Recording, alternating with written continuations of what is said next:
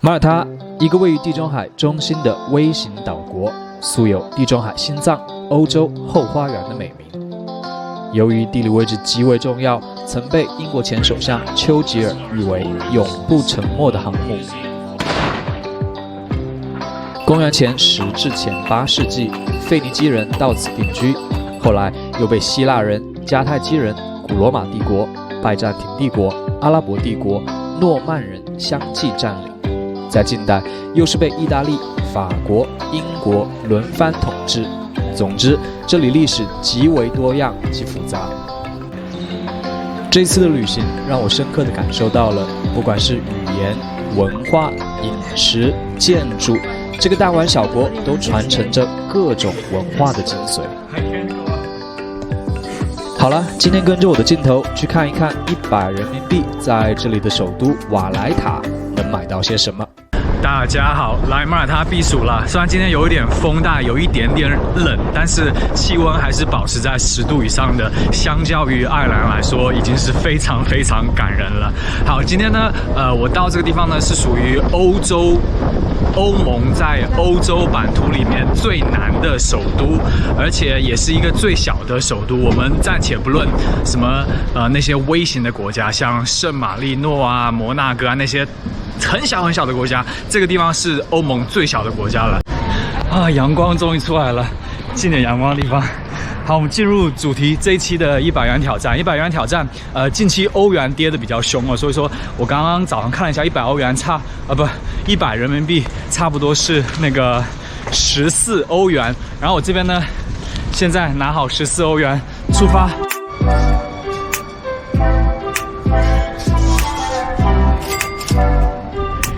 今天的风真的是好大，现在尝了这个咖啡。给大家看一下，风真的是好大，风大到我躲到角落里面。好，给大家看一下这个呢，这个 pastry 是在这边非常非常常见的，然后有2种选择，一种是豆子，一种是 cheese。我上次在罗马尼亚吃 cheese 已经吃到有点那个记忆犹新，然后不想再吃了。然后我们试一下这个 piece 的，看看怎么样。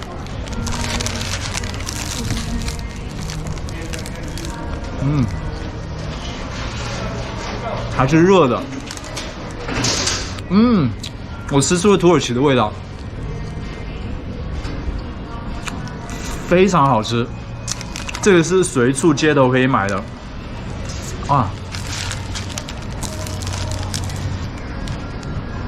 非常酥脆，然后里面甜甜咸咸，有那种压扁的那种豆酱的那种味道。大家可以看，非常酥脆。在哪里都要带一块回去的磁铁，然后看下这边磁铁的价格是多少。这个国家呢，与十字军东征的历史非常非常紧密的结合，所以大家可以看到有很多十字军的图案。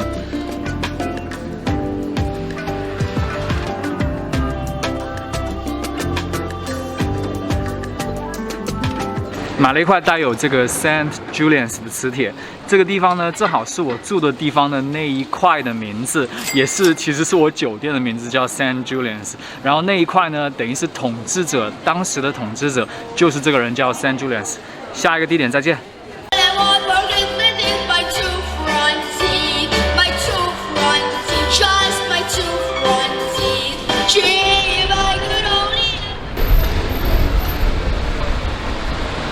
在马耳他呢，有一个建筑的特色，就是我身后大家可以看到这种凸出来的五彩缤纷的小阳台，在这边呢，你在大街上都看得到。这个的原因呢，是因为之前阿拉伯人在这边占领的时候，大家知道阿拉伯的文化是比较传统、比较保守，然后女人都是围到那种围纱，然后整个套住的，所以说你可以想象在几百年、几千年前更加，所以说当时呢，阿拉伯的男人呢，就为了自己的女人在家里建了这种小阳台，让自己的女人可以在家里往外看外面的风景啊，外面的世界啊，外面的各种东西，这就是这边的由来。所以久而久之，然后也形成了一种这边的特色。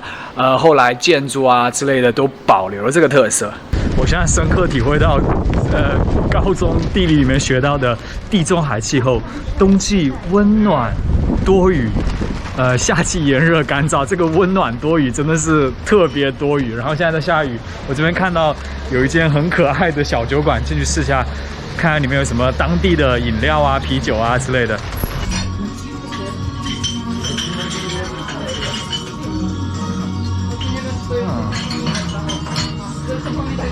来马耳他当地的啤酒 ，Cheers， 干杯！给大家讲一下这个啤酒的名字的非常有意思的一个来源。这个啤酒呢是成立于1929年，但是这个名字呢是因为当地人发错音，然后一直沿用至今。因为在它成立之前是大概70年前，1840年左右。然后这边当地有一个人是叫 Giuseppe， 非常典型的一个意大利的名字。就他呢成立了在马耳他第一家的私人银行。当时呢刚刚引进这个支票，大家知道支票的英文是叫 check， 所以说刚刚引进那个支票，因为大家想一下，1840年当时大家都会把钱都是存在家呀，存在口袋，或者是埋在床底下，就各种存在自己家。当时是银行刚刚兴起的时候，也是这个支票刚刚兴起的时候。然后这个 Giuseppe 开的第一家银行呢，就是由于这个支票大家都叫这个 check， 然后当地发音是叫 chesk， 就把这个 Giuseppe 的银行称为 the chesk。然后呢，在1920年的时候呢，这边有个很有趣的，看到他把那个放在篮子里面吊上去。然后呢，在1920年呢，这个非常有钱的 Giuseppe 就买了当地的一家这个啤酒制造商，当时就是这一款啤酒出来的时候 Chesk， 所以呢，大家就管这一款啤酒叫 Chesk。我现在点的呢这一份叫 Fatira 呢，源自于阿拉伯语的 Fatir， 所以说大家能看到这边阿拉伯的那种饮食文化，还有你像这个面包，法国的饮食文化，它这边还放了那个薯条，就是太奇特，我第一次看到这种面包加薯条的搭配。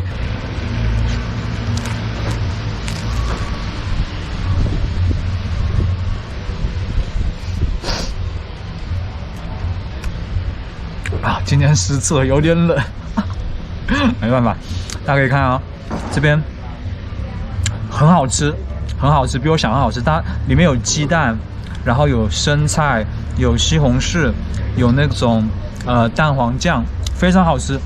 我怎么又吃出了阿拉伯的味道？虽然我好像没有去过，我只去过土耳其，但是就感觉有一种阿拉伯的味道。那什么味道？不知道什么味道。但是非常好吃，你能感到它的层次非常多，而且我太喜欢热的了，因为你知道在西方欧洲大部分都是冷的三明治，吃到热的真的是，我发现夹了薯片，你和他们一起吃，你吃不到里面有薯片，只能碰到一点脆的就没了，就和其他的材料淹没在你的口里面，你不会发现这里面是有薯片。我刚刚在这边躲雨，然后就碰到了这几位聊了很久的，在这边聊了很久。Yeah, the weather is nice. No worry, guys, I'll translate for you. The weather is nice. He's the best people I've ever met. That's what he's saying. 非常非常好玩。Face down, face down. 非常非常的好玩。Exactly. There you go. No worry.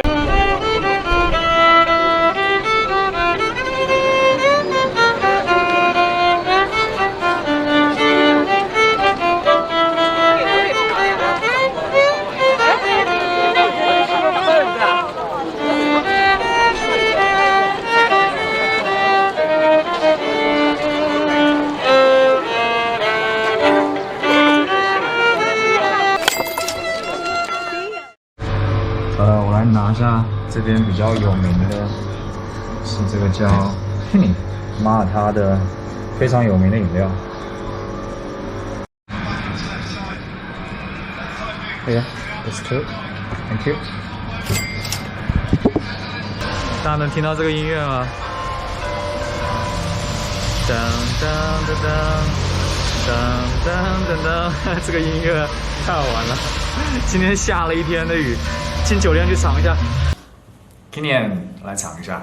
我现在讲的这个历史哦，这个是在那个2次世界大战以后，当时可口可乐风靡全世界，然后当地的一个富商叫 Anthony， 他就想去，你知道跟可口可乐竞争，然后就发明出了这一种非常有地中海特色的饮料。我来尝一下这个是什么味道，是这边非常有名的。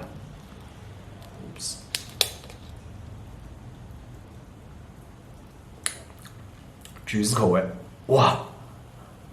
哇，很奇特的味道，苦苦的，但是是橘子口味。